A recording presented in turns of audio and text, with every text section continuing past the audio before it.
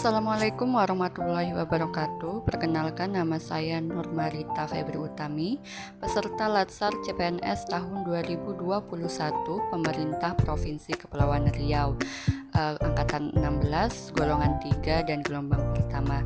Saat ini saya akan membahas atau menceritakan pengalaman dan pemahaman saya tentang materi di agenda 3, yaitu tentang manajemen ASN, pelayanan publik, dan Wall of Government.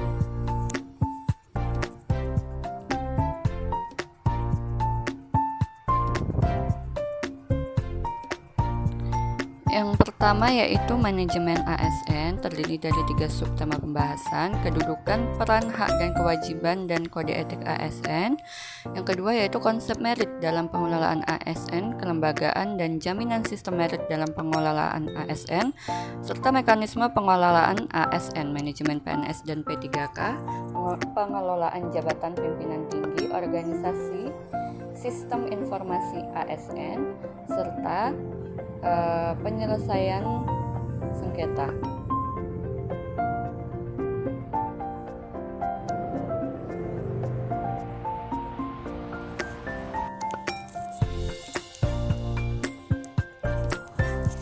Selanjutnya, apa itu manajemen ASN? Manajemen ASN ini adalah pengelolaan ASN untuk menghasilkan pegawai ASN yang profesional, memiliki nilai dasar, etika profesi, bebas dari intervensi politik, serta bersih dari KKN. Kemudian, kedudukan ASN dan peran ASN. Kedudukan ASN ini yaitu kedudukan PNS dalam NKRI sebagai unsur aparatur negara yang berfungsi sebagai pelaksana kebijakan publik, pelayan publik dan perekat serta pemersatu bangsa. PNS melaksanakan kebijakan yang ditetapkan oleh pimpinan instansi pemerintah. Dalam menjalankan tugasnya, PNS harus bebas dari pengaruh intervensi semua golongan dan partai politik. Nah, peran ASN ini merujuk pada pasal 12 Undang-Undang Nomor 5 Tahun 2014 tentang Pegawai ASN, di mana terdiri dari PNS dan P3K, yaitu berperan sebagai perencana, pelaksana, dan pengawas penyelenggaraan tugas umum pemerintahan dan pembangunan nasional melalui pelaksanaan kebijakan dan pelayanan publik yang profesional, bebas dari intervensi politik, kemudian serta bersih dari praktek korupsi, kolusi, dan nepotisme. Selanjutnya yaitu kode etik dan kode perilaku ASN. Sebagai profesi, ASN bekerja dengan berlandaskan pada kode etik dan kode perilaku. Kode etik dan kode perilaku ASN ini diatur dalam Undang-Undang ASN dan menjadi acuan bagi para ASN dalam penyelenggaraan birokrasi pemerintah dan bertujuan untuk menjaga martabat serta kehormatan dari ASN. Kemudian hak dan kewajiban dari ASN ini yaitu ASN ada PNS dan P3K. Yang pertama yaitu hak dari PNS dalam pasal 21 Undang-Undang Nomor 5 Tahun 2014 tentang Aparatur Sipil Negara. Hak yang diperolehnya yaitu gaji, tunjangan dan fasilitas, cuti, jaminan pensiun dan jaminan hari tua, perlindungan serta pengembangan kompetensi. Sedangkan hak dari P3K yaitu dalam ketentuan pasal 22 Undang-Undang Nomor 5 Tahun 2014 tentang ASN adalah mereka berhak menerima gaji dan tunjangan, cuti, perlindungan serta pengembangan kompetensi. Sedangkan kewajiban dari ASN sendiri diatur dalam pasal 23 Undang-Undang Nomor 5 Tahun 2014 tentang ASN, yaitu kewajibannya setia dan taat pada Pancasila, Undang-Undang Dasar Negara Republik Indonesia tahun 1945, Negara Kesatuan Republik Indonesia dan pemerintah yang sah. Selanjutnya wajib menjaga persatuan dan kesatuan negara, melaksanakan kebijakan yang dirumuskan pejabat pemerintah yang berwenang, serta mentaati ketentuan peraturan perundang-undangan, melaksanakan tugas kedinasan dengan penuh pengabdian, kejujuran, kesadaran, dan tanggung jawab.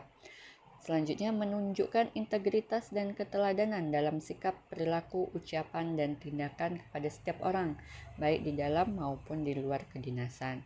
Yang terakhir yaitu menyimpan rahasia jabatan dan hanya dapat mengemukakan rahasia jabatan yang dipegang itu sesuai dengan ketentuan serta sesuai dengan peraturan perundang-undangan yang berlaku.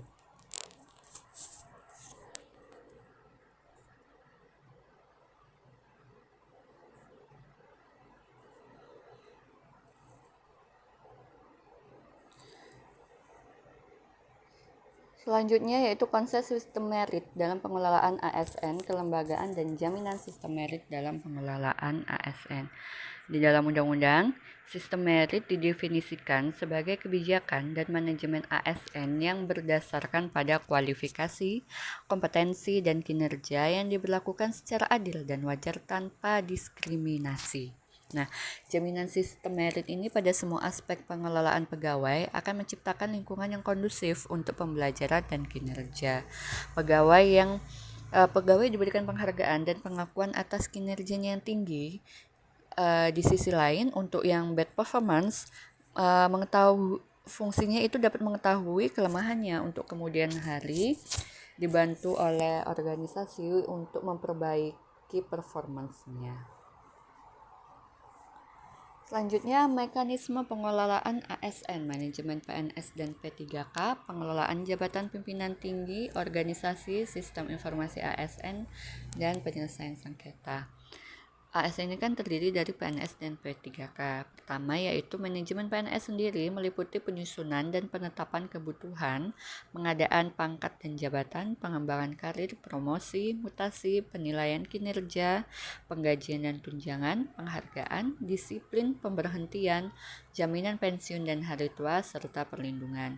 Kemudian untuk manajemen P3K sendiri meliputi penetapan kebutuhan, pengadaan, penilaian kinerja, penggajian dan tunjangan, pengembangan kompetensi, pemberian penghargaan, disiplin, pemutusan hubungan perjanjian kerja, dan perlindungan. Kemudian untuk jabatan pimpinan tinggi. Jabatan pimpinan tinggi aparatur sipil negara adalah sekelompok jabatan tinggi pada instansi pemerintah.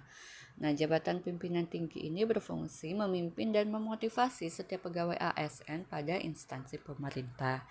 Jabatan pimpinan tinggi ini terdiri dari tiga tingkatan, yaitu pertama jabatan pimpinan tinggi utama, kedua jabatan pimpinan tinggi madya, serta yang terakhir jabatan pimpinan tinggi pratama. Yang kedua yaitu pelayanan publik. Di sini subtemanya yaitu konsep dan prinsip pelayanan publik serta praktik etiket pelayanan publik.